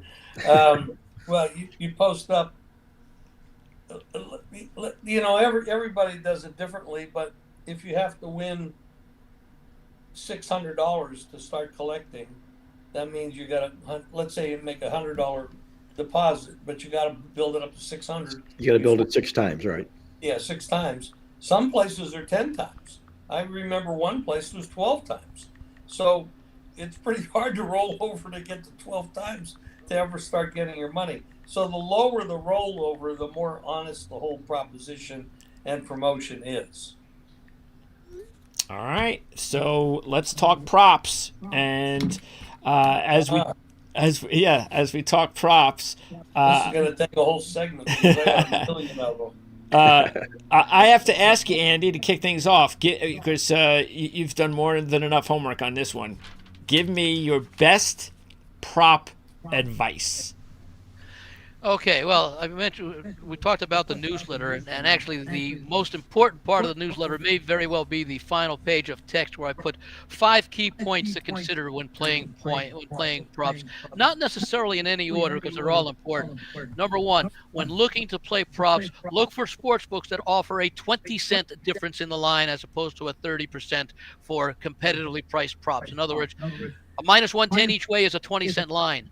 Don't, if you can find the same price or same type prop, don't play minus 115 versus minus 115. That's a huge advantage for these sports books, and there are plenty of books that offer the 20-cent line rather than the 30-cent line. Perhaps I would say this is the most important bit of advice.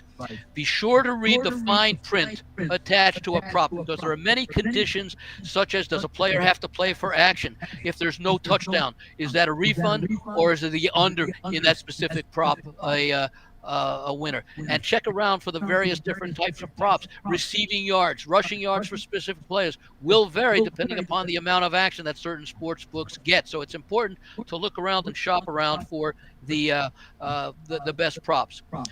When evaluating props involving yards, attempts, receptions, etc., it may be best to not just look at the related season averages that a player has accomplished or a team has accomplished, but rather look at the number of games in which a player may have exceeded or fallen short of the number that's being used as the number for that prop. Is an extreme example. A running back may have gained 50 yards in 60 games this year for a total of 800, and then in that 17th game, whenever it was, had 210 yards, an outlier performance, but the average yards is 1,010 is the total yards for a 17-game average of 59.4 yards per game, a total he would have topped just once in that 210-yard game. So be very careful, or at least you certainly would want to consider looking at the number of times that number has been achieved. It's not always right or close to the average, which brings up another thought for those of you familiar with the concept of medians. If you rank let's say, simple example, teams played 17 games. If you ranked all points scored in each of those 17 games from the lowest, let's say 3 points, to the highest of 45 points, the number in the middle, number 9, is the median. See how that also compares to whether or not the player or the team has fallen short or gone over. And finally, understand that for the most part, the public at large, the casual once-a-year bettors, will tend to think positive rather than negative terms. Therefore, they will often look to be playing the yes rather than the no, and the over rather than the under. As a result, and a lot of the folks who have been doing it for a while realize that intrinsic value in most of the props will be on the no and on the under. The professionals largely look for things not to occur as opposed to things to occur. The bookmakers know that, so they shade it a little bit more towards what the professionals don't get the big advantage of. So often you will be, that's another reason, knowing that the unsophisticated money, let's call it that, will be coming in on wanting things to happen, go over, or yes, be accomplished. Very good. Let me jump in here, if I may, as far as some of these props go that I came across. My favorite props are anti-Purdy props. I'm going to play him over a half an interception. I'm going to play him under his passing yards. And I'm also going to play Isaiah Pacheco with a touchdown, to score a touchdown in the football game. This is a neat stat that I came across really just literally before we started the show. And Isaiah Pacheco has recorded at least 75 yards from scrimmage in each of his last 6 playoff games. There have only been 7 players since the merger that have a longer streak. One of those is Travis Kelce, by the way, with 7, also Deebo Samuel with 6.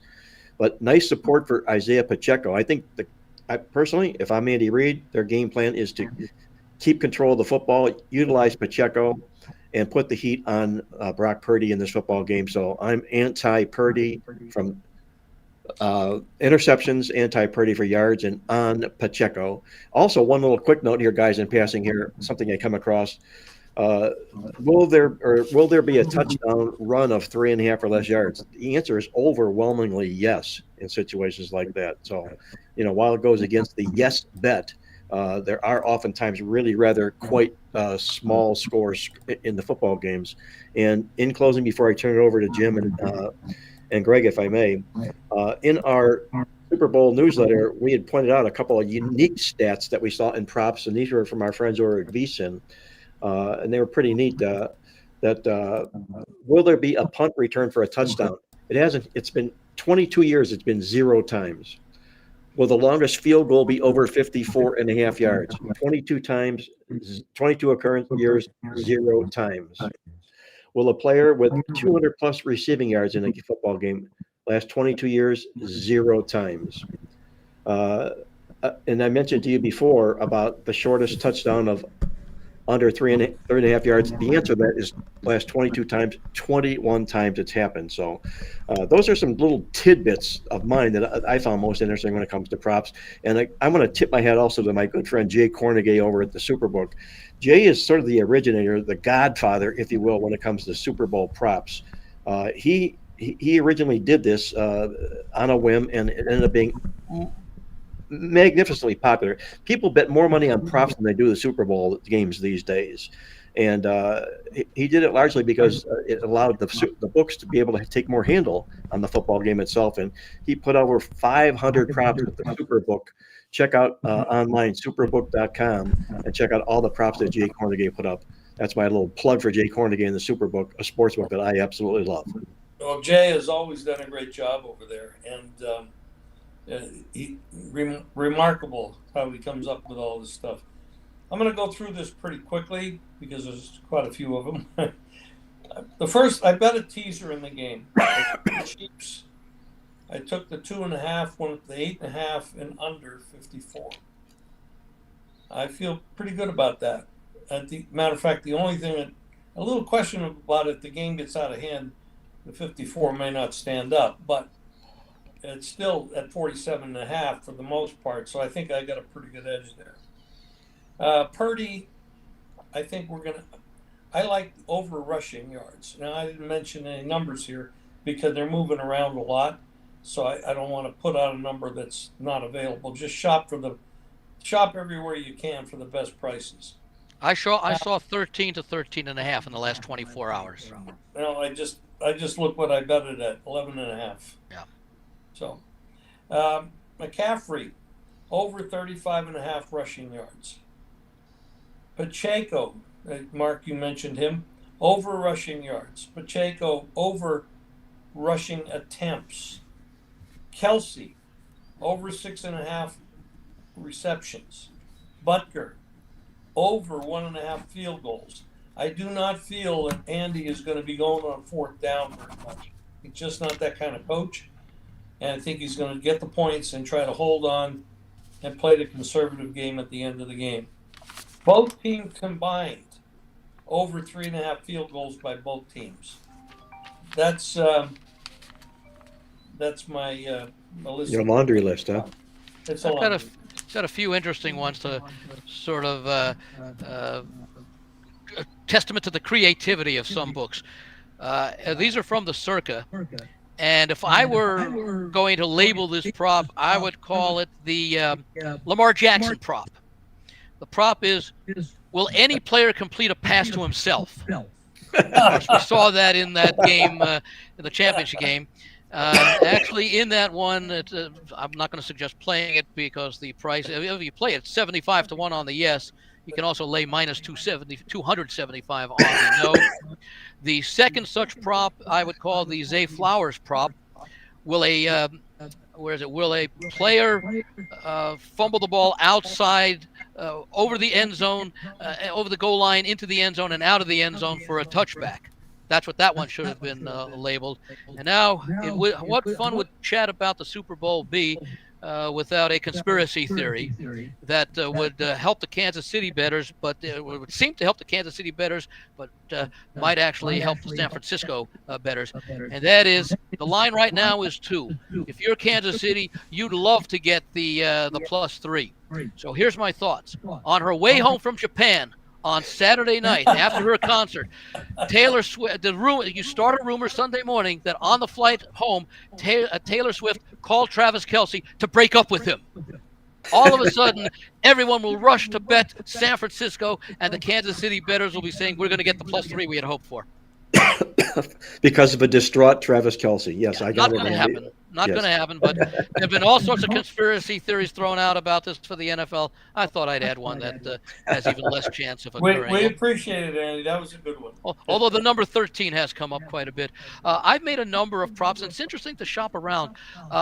There's an overtime prop that is usually priced about +900. It's only happened once, that Atlanta-New England game.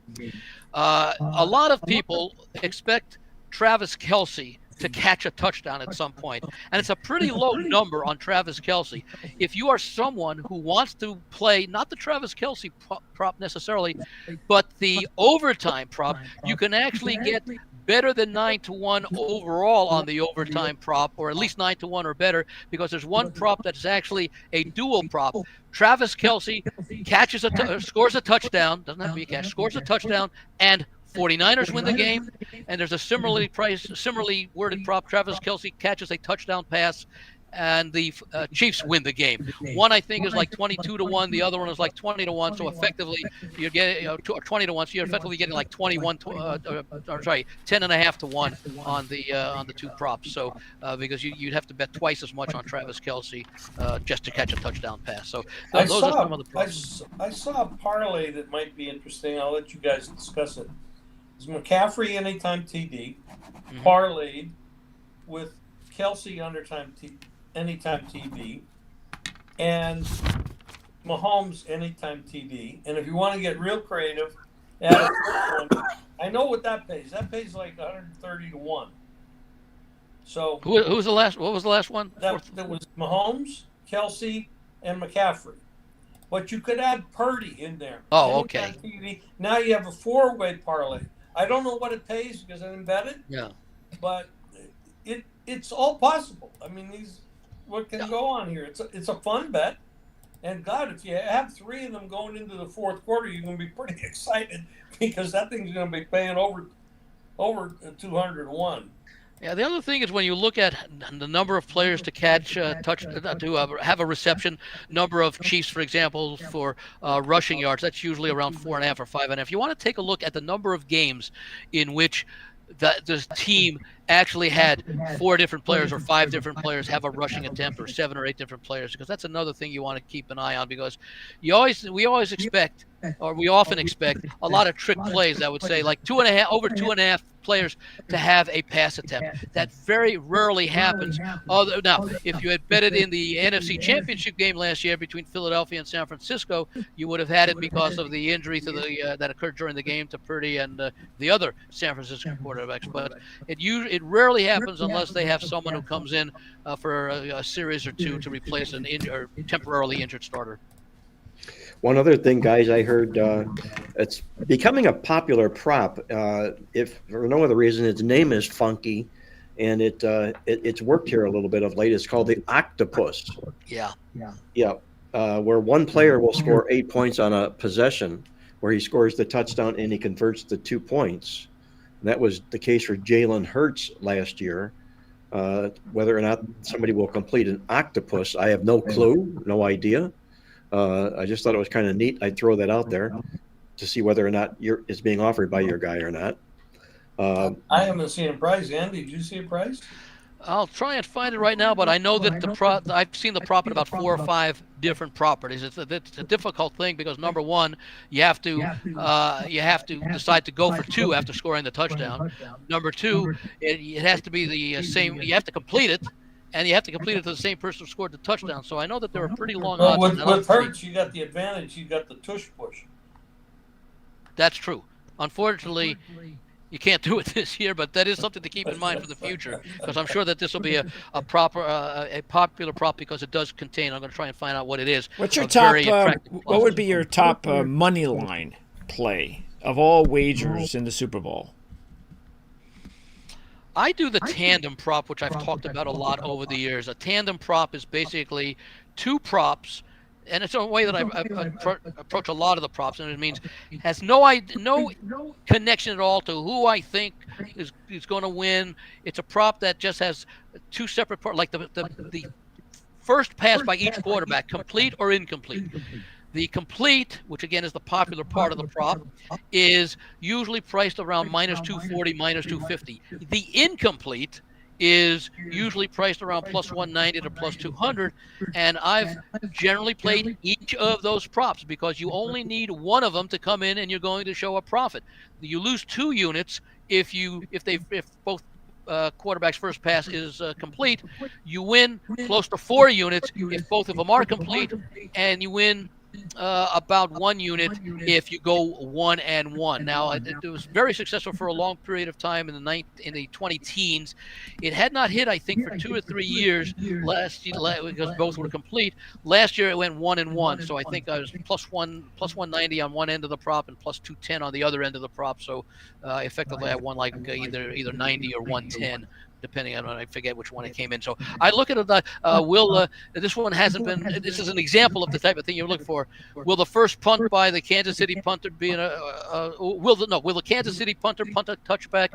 Will the San Francisco punter punt a touchback? You only need one of the two. It's irrelevant as to what you think is going to happen throughout the game, other than it does require there to be several punt opportunities for each quarterback. But I generally play the quarterback incomplete first pass almost every year.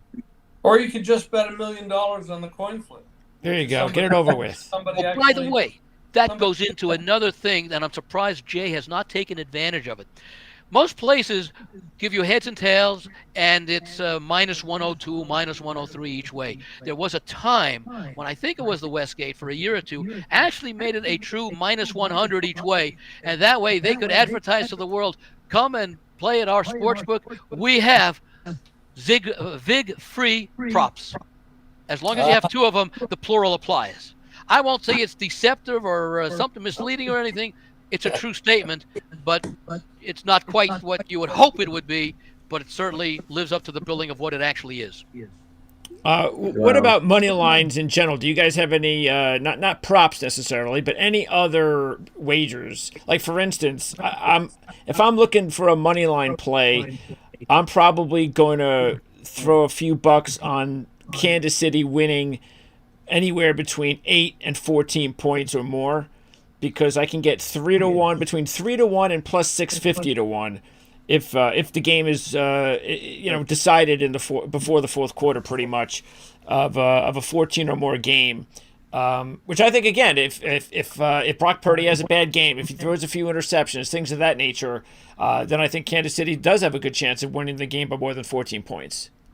My biggest concern to that, Greg, is that Andy Reid is the one coach in the National Football League that plays more one-score games than any other coach. And Kansas City is sort of famous for that. Yeah. Which is why they've won the Super Bowl, or maybe New England won Super Bowls that didn't cover. Kansas City does it during their season as well with Andy Reid. So I might be a little bit concerned about that one particular one for that reason. I classify, I talked about tandem bets. Another category is head-to-head bets. A versus B, yes, no, etc. And the third kind is what you talked about. It's either you call it an index bet. I call it a multi-option bet, where there might be 10 to 20 different options, such as you talk. Kansas City wins from 3 to 6. Kansas City wins from 7 to 10, etc. The problem is that if you play more than one of them, you're reducing the overall odds, because one of those has to lose. So if you play multiple bets of that kind, the other is the needle in the haystack, which is kind of like who's going to be the MVP. For example, if you think Kansas City's defense is going to be very good and they're going to get 3 or 4 sacks, and you think Chris Jones is going to have a big game, maybe he wins at 100 to 1, the MVP odds. It's unlikely, but that's the kind of player that I would look for. But yeah, the index props, and they offer a lot. You can actually pick from like 0 to 60 the number of points that Kansas City will score in the game, and you get varying odds for each of those. I normally don't play those, although because this is one game, I tend to look more for the plus-priced odds, because the proposition itself is priced relatively correctly, but it's based upon a number of games. Here, you're either going to win or lose. You're not going to hit 52%, 58%, 47%. So if there is a blowout, you guys think it would be San Francisco with the blowout? I don't think it'll be a blowout at all. Well, if there is. I would, only because of the extent that San Francisco has an outstanding defense. In fact, one of the things, and I talked about it before, I don't look at yards per attempt for pass completions. It's meaningless because it includes incomplete passes. I look at yards per pass completion. That only takes a look at when passes are successfully completed. What do they average? The league average is 10 yards per completion. Both of these defenses allow under 10. They're two of about 5 or 6 teams that actually allow under 10 yards, which is almost a full yard below the league average. San Francisco on offense averages about 13 yards per completion. Kansas City just about 10 yards completion. So what I'm saying here is because you've got such good pass defenses, you're not going to expect that many big plays. So I would think that if there's a blowout, you look at Kansas City's decline in scoring all season and the fact that they're going up against one of the league's better defenses, San Francisco is more likely to be the team that, let's say, scores 34 to 40 points. At the same time, they also have the much weaker quarterback to lead that scoring onslaught. All right, guys, we're down to about what we would call the 10-minute warning for our podcast. It's really gone by fast, to say the least, and we need to let everybody know out there what we will be doing in the Super Bowl, either from a side, total, or both standpoint. So, Greg, I'm going to pass it up to you first. Your Super Bowl pick. Well, it's pretty easy for me. I'm going with the Chiefs. Again, Mahomes 10-4 straight up, 13-1 against the spread as a dog, including the Super Bowl last year, including both playoff games this year. I just think it's one of those things that's just too basic for me. It's Mahomes reminds me of Brady in the respect that even though I didn't pick the Chiefs, like once they win that first playoff game that impresses me, I roll with them. I did it last year. That's why I liked them against the Eagles. I'm doing it again this year. I can't bet against Patrick Mahomes. It's like, to me, it's like betting against Tom Brady. Cool. Jim, I sort of kind of think I know what you're going to do. Maybe you can surprise us. We put it in a video that Greg ran, so I think they already know. I'm taking the points with Kansas City. I have the teaser with Kansas City and the under. I have all the props that I just told you about. I would say if there's a blowout, it's going to be because of turnovers, and I think the turnovers will probably come from the pressure of the Kansas City rush against Purdy, and he'll make some mistakes. That's what I would think. But like I said, this is one game. We're dissecting it like over and over and over again, and it's so hard to come up with a conclusion. In-game betting, I will do some things. You know, if I see something wrong or out of place, and something's going to make a change, if there's going to be an adjustment, I'm going to try to get on top of that. Cool. Andy, what are you looking at for the Super Bowl this year? In the newsletter, I do have a section summary of some key points. 3 in support of Kansas City, 3 in support of San Francisco, 3 against Kansas City, 3 against San Francisco. Support of Kansas City, Super Bowl experience, 4th trip in 5 seasons. Best defense since Mahomes has become the starter, and they've won 2 playoff games as an underdog on the road. That's pretty simple. The points against Kansas City, offense is weakest since Mahomes has been the starter in his 6 seasons, prone to turning over the football, tied for 3rd fewest second-half points scored per game this season. For San Francisco, best balanced team statistically and talent-wise in the NFL. Now, you can make an argument that talent-wise is an opinion. Statistically, those are numbers. Much the better offense this season of the two teams. The league average of rushing yards per game is 113 yards for the NFL. San Francisco exceeded that in 15 of their 19 games this year. So that's going to be a key that Baltimore did not do against Kansas City. The factors against San Francisco, they struggled in both home playoff games. Recent struggles against the Chiefs, the Super Bowl, and in their meeting in 2022. And they have a much weaker place kicker in Moody versus the veteran Butker. Having put that together with everything else, I will also admit, before the season began, one of the places, Circa in town, offered you the ability to bet on the exacta. Super Bowl winner tied to Super Bowl loser. I made several plays on that, 2 of which were Chiefs over 49ers and 49ers over Chiefs. So either way, I'm going to cash a ticket that pays in the low 30 to 1. It's a high number because you had to pick 2 teams you had to do before any regular teams were played. Now, in the newsletter, when I finally had to make a decision, my stronger opinion is on the under in the game. 2 very good defenses, a potent but still questionable San Francisco offense because of Purdy, and at the same time a Kansas City offense that's not as strong. I did go with San Francisco. It's so easy to make a case for Kansas City based upon the stats that most of you, especially Greg, cited with Mahomes' great record. They're the favorite. You could probably buy the.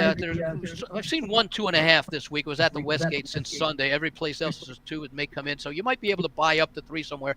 It looks a little bit too easy.